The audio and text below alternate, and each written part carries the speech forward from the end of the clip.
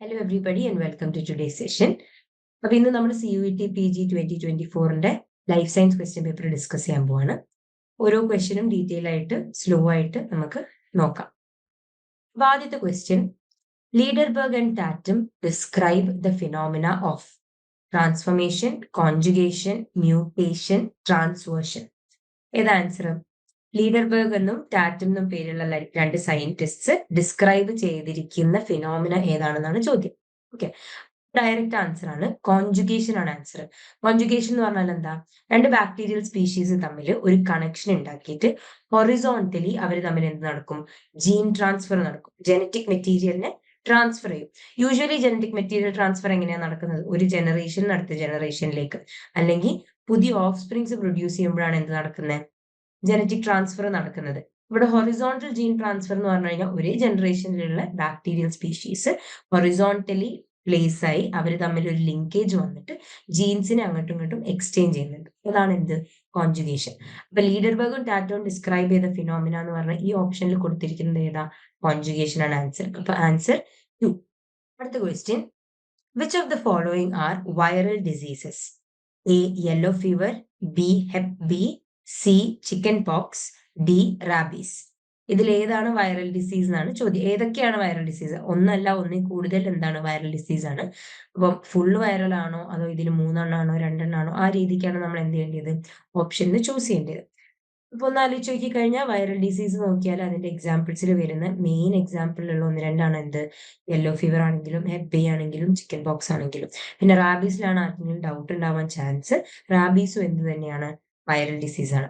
അപ്പൊ ഇതിന്റെ ആൻസർ എന്താ? A, B, C and D, അതായത് ഓപ്ഷൻ 4.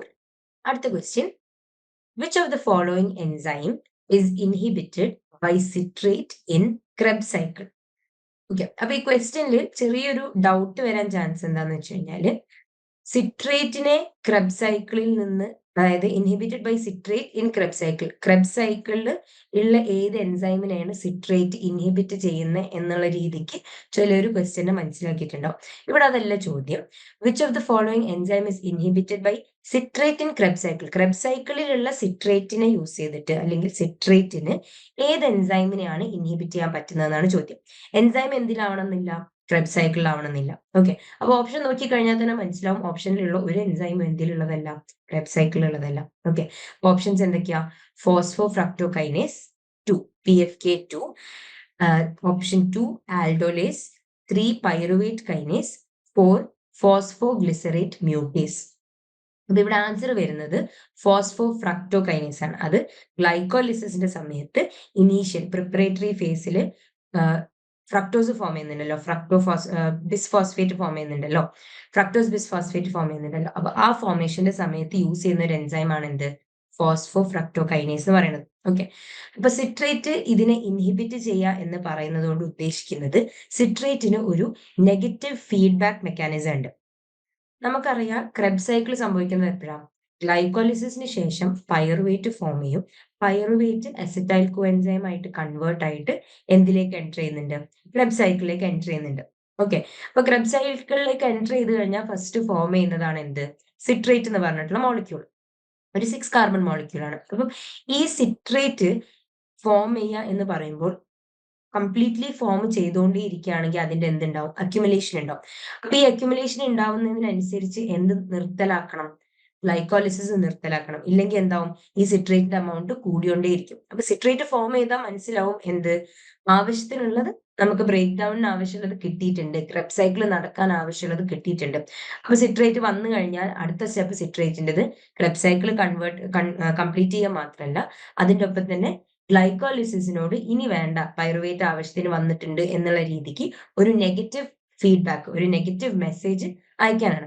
അപ്പൊ സിട്രേറ്റ് കൂടുന്നതിനനുസരിച്ച് ഈ സിട്രേറ്റ് എന്ത് ചെയ്യും? ഈ ഫ്രക്ടോകൈനേസിനെ എന്ത് ചെയ്യും? ഇൻഹിബിറ്റ് ചെയ്യും, അല്ലെങ്കിൽ സ്റ്റോപ്പ് ചെയ്യും. അപ്പൊ പിന്നെ എന്ത് നടക്കൂല? ഗ്ലൈക്കോളിസിസ് നടക്കൂല. അപ്പൊ ഈ ഇൻഹിബിഷൻ എന്നുള്ള ഈ ക്വസ്റ്റ്യന്റെ വേറൊരു രീതിക്കും എന്ത് ചോദിക്കാം? സിട്രേറ്റിന്റെ ഫംഗ്ഷൻ ചോദിക്കാം. അതെന്തുമാണ്? നെഗറ്റീവ് ഫീഡ്ബാക്ക് മെക്കാനിസം ആയിട്ടും പറയാം. ഓക്കെ, അടുത്ത ക്വസ്റ്റ്യൻ. ഇപ്പൊ ഇതിന്റെ ഓപ്ഷൻ എന്താ? ഓപ്ഷൻ 1 ആണ് കേട്ടോ ആൻസർ.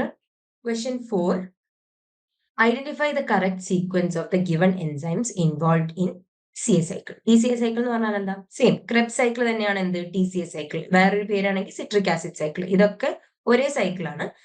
അത് ഗ്ലൈക്കോളിസിസിന് ശേഷം ഞാൻ നേരത്തെ പറഞ്ഞ പോലെ പൈറുവേറ്റിനെ അസറ്റൈൽ കോഎൻസൈം ആയിട്ട് കൺവേർട്ട് ചെയ്യും. കൺവേർഷന് എന്താവും? ഓക്സാലോ അസറ്റേറ്റ് എന്ന് പറയുന്ന മോളിക്യൂളായിട്ട് ഈ അസറ്റൈൽ കോഎൻസൈം കമ്പൈൻ ചെയ്യുമ്പോൾ ഓക്സാലോ അസറ്റേറ്റ് എന്ന് പറയുന്നത് ഒരു 4 കാർബൺ മോളിക്യൂൾ ആണ്. അസറ്റൈൽ കോഎൻസൈം എന്ന് പറയുന്നത് ഒരു 2 കാർബൺ മോളിക്യൂൾ ആണ്. ഇത് രണ്ടും കൂടെ കമ്പൈൻ ചെയ്തിട്ട് ആരായിട്ട് മാറും?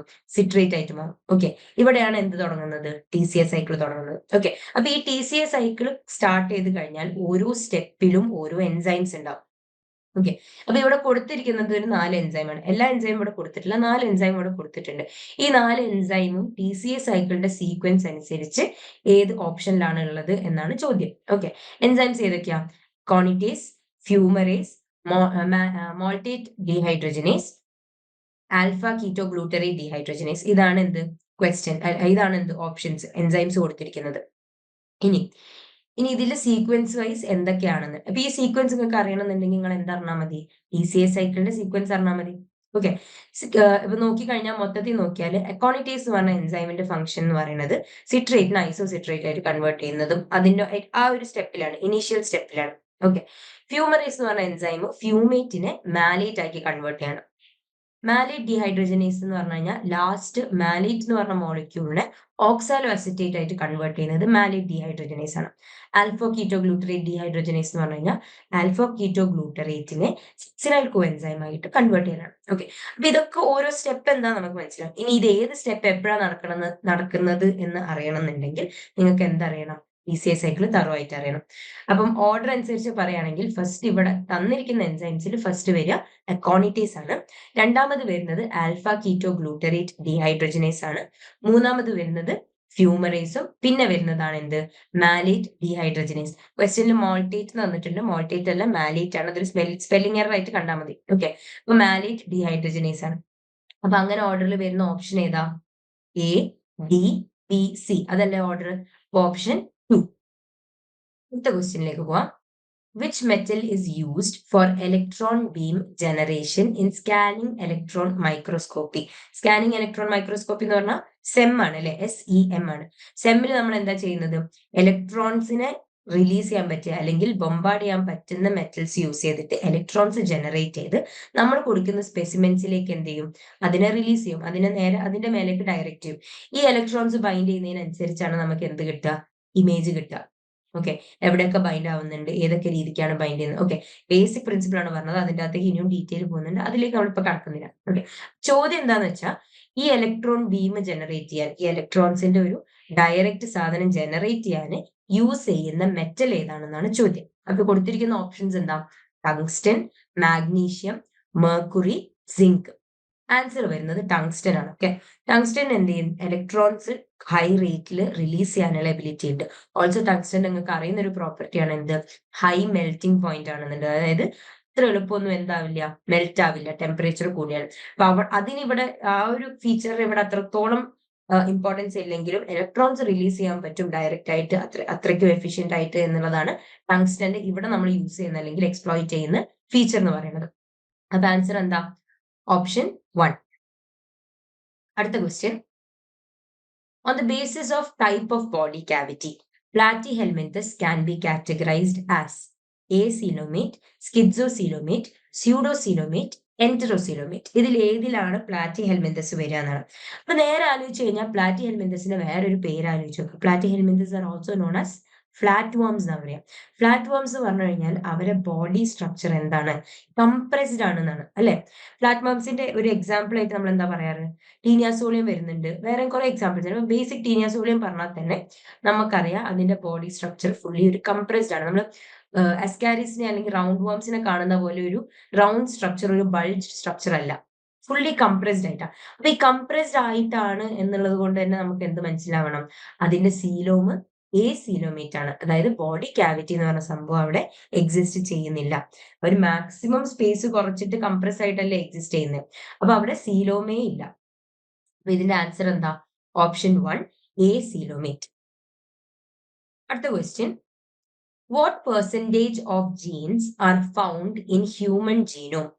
ഹ്യൂമൻ ജീനോമിൽ എത്ര പെർസെൻറ്റേജ് ഓഫ് ജീൻസ് ഉണ്ട് എന്നാണ് ചോദ്യം. ഓക്കെ, അപ്പൊ നമ്മൾ പെട്ടെന്ന് ക്വസ്റ്റ്യൻ കാണുമ്പം ഹ്യൂമൻ ജീനോം എന്ന് പറയണത് എന്താണ്? ഒരു full set of base pairs ആണ്, ന്യൂക്ലിയോടൈഡ് ബേസ് പെയർസ് ആണ്. അപ്പൊ ഫുള്ളി ന്യൂക്ലിയോടൈഡ്സ് ആയതുകൊണ്ട് തന്നെ ന്യൂക്ലിയോടൈഡ്സ് ഒരുമിച്ച് കൂടി കഴിഞ്ഞാൽ ജീൻ ആകും എന്നുള്ള രീതിക്ക് ആലോചിക്കും. ചിലപ്പോൾ ബേസ് ക്ലിയർ അല്ല എന്നുണ്ടെങ്കിൽ അങ്ങനെ ഒരു തോട്ട് വരും. അപ്പൊ ഇവിടെ പെർസെൻറ്റേജ് ഓഫ് ജീൻസ് എന്നതുകൊണ്ട് ഉദ്ദേശിക്കുന്നത് പ്രോട്ടീൻ കോഡ് ചെയ്യാൻ പറ്റുന്ന ഏരിയാസ്. മൊത്തം ജീനോം എടുത്തു നോക്കിക്കഴിഞ്ഞാൽ അതിൽ എത്ര ഭാഗത്തിനാണ്, എത്ര റീജിയനിലാണ് പ്രോട്ടീൻസിനെ കോഡ് ചെയ്യാൻ പറ്റുക. നമുക്ക് പല രീതിക്കുള്ള പ്രോട്ടീൻസ് ആവശ്യമുണ്ട്. ഈ ജീൻസ് വെച്ചിട്ടാണെങ്കിൽ ജീനോമിൽ നിന്നുള്ള ചില ഭാഗങ്ങളെ ട്രാൻസ്ക്രൈബ് ചെയ്ത് ട്രാൻസ്ലേറ്റ് ചെയ്തിട്ടാണ് എന്ത് വരുന്നത്, നമുക്ക് ആവശ്യമുള്ള പ്രോട്ടീൻസ് വരുന്നത്. അപ്പം ഏത് രീതിക്കുള്ള ആവശ്യങ്ങളാണെങ്കിലും ആ പ്രോട്ടീൻസിനെ കോഡ് ചെയ്യാൻ പറ്റുന്ന റീജിയൻസ് ആണ് നമ്മൾ എന്തായിട്ട് കൺസിഡർ ചെയ്യുക, ഇവിടെ ജീൻസ് ആയിട്ട് കൺസിഡർ ചെയ്യാം. ഓക്കെ, അപ്പൊ പെർസെൻറ്റേജ് ഓഫ് ജീൻസ് എന്ന് പറഞ്ഞു കഴിഞ്ഞാൽ ഇവിടെ മൊത്തം ഹ്യൂമൻ ജീനോമിന്റെ എത്ര പെർസെൻറ്റേജ് ആണ് പ്രോട്ടീൻ കോഡിംഗ് റീജിയൻസ് എന്നാണ് ചോദിക്കുന്നത്. ഓക്കെ, അപ്പൊ അതിന് ആൻസർ വരുന്നത് 40% ആണ്. അപ്പൊ മൊത്തം 100% എടുത്ത് നോക്കിക്കഴിഞ്ഞാൽ അതിൽ വെറും 40% എന്തുള്ളൂ, ജീൻസ് ഉള്ളൂ. അതിൽ 40% എന്തായിട്ട് വരുന്നുള്ളൂ, പ്രോട്ടീൻസ് ആയിട്ട് വരുന്നുള്ളൂ. ബാക്കി 60%ഉം വേറെ പല ഫംഗ്ഷൻസും ആണ്. വേറെ പല ഫംഗ്ഷൻ എന്ന് പറഞ്ഞു കഴിഞ്ഞാൽ റെഗുലേഷൻ ആയിരിക്കാം, അല്ലെങ്കിൽ ഇൻഹിബിഷൻ ആയിരിക്കും, അങ്ങനെ പല രീതിക്കുള്ള ഫംഗ്ഷൻ ആയിരിക്കും. ഡയറക്റ്റ് ആയിട്ട് പ്രോട്ടീൻസിനെ കോഡ് ചെയ്യുന്നില്ല. ഇന്ന സീക്വൻസിനെ ട്രാൻസ്ക്രൈബ് ചെയ്യുകയും ട്രാൻസ്ലേറ്റ് ചെയ്യുകയും ചെയ്ത് കഴിഞ്ഞാൽ പ്രോട്ടീൻ കിട്ടാത്ത റീജിയൻസ് ആണ് എന്ത്, ബാക്കി 60%. ഓക്കെ, അപ്പൊ ഇവിടെ ആൻസർ ഓപ്ഷൻ 3, 40% ഓഫ് ജീനോം. അടുത്ത question, the basal portion of a mature ligule of Selaginella is called as basal sheath, lamella, glossopodium, stalk. Selaginella എന്ന് പറഞ്ഞ സ്പീഷിയുടെ മെച്യൂർ ലിഗ്യൂൾ എന്ന് പറഞ്ഞു കഴിഞ്ഞാൽ സെലാജിനലിന്റെ ഒരു ഫീച്ചർ ആണ്. ഓക്കെ, ഫീച്ചർ എന്ന് പറഞ്ഞു കഴിഞ്ഞാൽ മെച്യൂർ ആയിട്ടുള്ള ഒരു അഡൾട്ട് സെലാജിനലിക്ക് അല്ലെങ്കിൽ ഫുള്ളി ഫോംഡ് സെലാജിനലിക്ക് അതുമായിട്ട് അറ്റാച്ച് ചെയ്തിട്ട് അതിന് എപ്പോഴും മോയ്സ്ചർ കൊടുക്കാനൊക്കെ വേണ്ടിയിട്ട് എക്സിസ്റ്റ് ചെയ്യുന്ന ഒരു റീജിയൻ ആണ് എന്ത്, ലിഗ്യൂൾ എന്ന് പറഞ്ഞു കഴിഞ്ഞാൽ. ഈ ലിഗ്യൂളില് അതിന്റെ ബേസ് പോർഷൻ ആയിട്ട് വരുന്നത് എന്താണെന്നാണ് ചോദ്യം. ആൻസർ വരുന്നത് ഗ്ലോസോപോഡിയം ആണ്. അപ്പം ഗ്ലോസോപോഡിയത്തിനെ പറ്റി പറയുകയാണെങ്കിലും ലിഗ്യൂളിനെ പറ്റി പറയുകയാണെങ്കിലും മെയിൻ ഫംഗ്ഷൻ അല്ലെങ്കിൽ മെയിൻ കോൺട്രിബ്യൂഷൻ എന്ന് പറയുന്നത് ഈ സെലാജിനെല്ലിനെ എന്ത് ചെയ്യാം, മോയിസ്റ്റ് ആയിട്ട് വെക്കുക, അതായത് പ്രോപ്പർ വാട്ടർ കണ്ടന്റ് പ്രൊവൈഡ് ചെയ്തുകൊണ്ടിരിക്കുക. ഓക്കെ, അതാണ് ഫംഗ്ഷൻ. അപ്പൊ ഇവിടെ ആൻസർ എന്താ, ഗ്ലോസോപോഡിയം ആണ് കേട്ടോ. അടുത്ത question, choose the correct sequence of electron transport during electron transport chain of light reaction. ETC ചെയിനിൽ, ETC cycle electron transport chain, ATP ഫോർമേഷന്റെ അതേ സാധനമാണ് ഇവിടെ ചോദിച്ചിരിക്കുന്നത്. അപ്പൊ ഈ ഇലക്ട്രോൺ ട്രാൻസ്പോർട്ട് നടക്കുന്ന സമയത്ത് ഈ ചെയിനിൽ ETCന്റെ അകത്ത് ഇലക്ട്രോൺ ട്രാൻസ്പോർട്ട് നടക്കുമ്പം എന്ത് ഓർഡറിലാണ് എന്നാണ് ചോദ്യം. ഓക്കെ, ഈ ക്വസ്റ്റ്യനിൽ 4 എണ്ണം തന്നിട്ടുണ്ട്. ABCD എന്ന് പറഞ്ഞ 4 റീജിയൻസ് തന്നിട്ടുണ്ട്. ഇതിൽ ഏതിലൂടെയാണ് ഇലക്ട്രോൺ ട്രാൻസ്പോർട്ട് ഫസ്റ്റ് പാസ് ചെയ്യുന്നത്, പിന്നെ എങ്ങോട്ടാണ്, ആ ഒരു സീക്വൻസ് ആണ് ചോദിക്കുന്നത്. അപ്പൊ ഇതിന്റെ ആൻസർ എന്താ, ലൈറ്റ് റിയാക്ഷൻ ഇവിടെ സ്പെസിഫൈ ചെയ്യുമ്പോൾ അത് എന്തിലുള്ളതാണ്, ഫോട്ടോസിന്തസിസിലുള്ളതാണ് കേട്ടോ. ഓക്കെ, ABCD എന്ന് പറഞ്ഞ് കൊടുത്തിരിക്കുന്നത് ഫിയോഫൈറ്റിൻ, പ്ലാസ്റ്റോക്വിനോൺ, സൈറ്റോക്രോം B6F കോംപ്ലക്സ്, പ്ലാസ്റ്റോസൈനിൻ, ഇതാണ് 4 എണ്ണം കൊടുത്തിരിക്കുന്നത്. ഇതിന്റെ ആൻസർ വരുന്നത് ഇതേ ഓർഡറിലാണ് കേട്ടോ. ABCD എന്ന് പറഞ്ഞിട്ട് ആദ്യം ഫിയോഫൈറ്റിൻ, പിന്നെ പ്ലാസ്റ്റോക്വിനോൺ, സൈറ്റോക്രോം B6F കോംപ്ലക്സും, പിന്നെ പ്ലാസ്റ്റോസൈനിനും, അതേ ഓർഡർ. അപ്പൊ നിങ്ങൾ ഇലക്ട്രോൺ ട്രാൻസ്പോർട്ട് ചെയിനിന്റെ ഡയഗ്രാം ആലോചിച്ച് കഴിഞ്ഞ് കഴിഞ്ഞാൽ ES2 അതൊക്കെ വഴി ട്രാൻസ്പോർട്ടായി ഒരു സിഗ്സാക് മെക്കാനിസത്തിലൊക്കെ അത് പോകുന്നുണ്ട്. അപ്പൊ ആ ചെയിനിന്റെ മൊത്തത്തിൽ, ആ ഒരു ഓർഡറിന്റെ മൊത്തത്തിൽ അറിഞ്ഞു കഴിഞ്ഞാൽ നിങ്ങൾക്ക് ഈ ആൻസർ ക്ലിയർ ആക്കിയിട്ട് ഡയറക്റ്റ് ആയിട്ട് ആൻസർ ചെയ്യാം. ഓക്കെ, അത്ര കോംപ്ലിക്കേറ്റഡ് ഒന്നുമില്ല, ആ സീക്വൻസ് അറിയണമെന്നേ ഉള്ളൂ. അപ്പോൾ ഇതുവരെയുള്ള ക്വസ്റ്റ്യൻസ് ക്ലിയർ ആണെന്ന് വിചാരിക്കുന്നു. നമുക്ക് ഇപ്പോൾ ഒരു തൽക്കാലം ഇവിടെ നിർത്താം. ഇനി ബാക്കി അടുത്ത ക്ലാസ്സിൽ കണ്ടിന്യൂ ചെയ്യാം. അപ്പം മെയിൻ ആയിട്ട് ക്വസ്റ്റ്യൻ സോൾവ് ചെയ്യുമ്പോൾ ശ്രദ്ധിക്കേണ്ടത്, അല്ലെങ്കിൽ നിങ്ങൾ എക്സാമിന് പഠിക്കുന്നതിന് മുന്നേ പ്രാക്ടീസ് ചെയ്യുമ്പം ശ്രദ്ധിക്കേണ്ട കാര്യം എന്ന് പറയുന്നത്, പ്രീവിയസ് ഇയർ ചെയ്യുമ്പം ക്വസ്റ്റ്യൻ ആൻസർ എന്നുള്ള രീതിക്ക് മാത്രം നോക്കാതെ ബാക്കി വരുന്ന ഓപ്ഷൻസും അതുമായിട്ട് ബന്ധപ്പെട്ടിട്ടുള്ള ടോപ്പിക്സും റിവൈസ് ചെയ്യാം. അതും കൂടെയാണ് എന്ത് ചെയ്യേണ്ടത്, അതും കൂടെ ഓരോ പ്രീവിയസ് ഇയർ ക്വസ്റ്റ്യൻ സോൾവ് ചെയ്യുമ്പോഴും നിങ്ങൾ ശ്രദ്ധിക്കണം. അതാവുമ്പോൾ എന്താണെന്ന് വെച്ച് കഴിഞ്ഞാൽ മേജർ ആയിട്ടുള്ള എല്ലാ പോർഷൻസും നിങ്ങൾ അപ്പോഴേക്ക് കവർ ചെയ്തിട്ടുണ്ടാവും. ഓക്കെ, അപ്പൊ നമ്മളിവിടെ സ്റ്റോപ്പ് ചെയ്യാം. ബാക്കി നെക്സ്റ്റ് ക്ലാസ്സിൽ കണ്ടിന്യൂ ചെയ്യാം.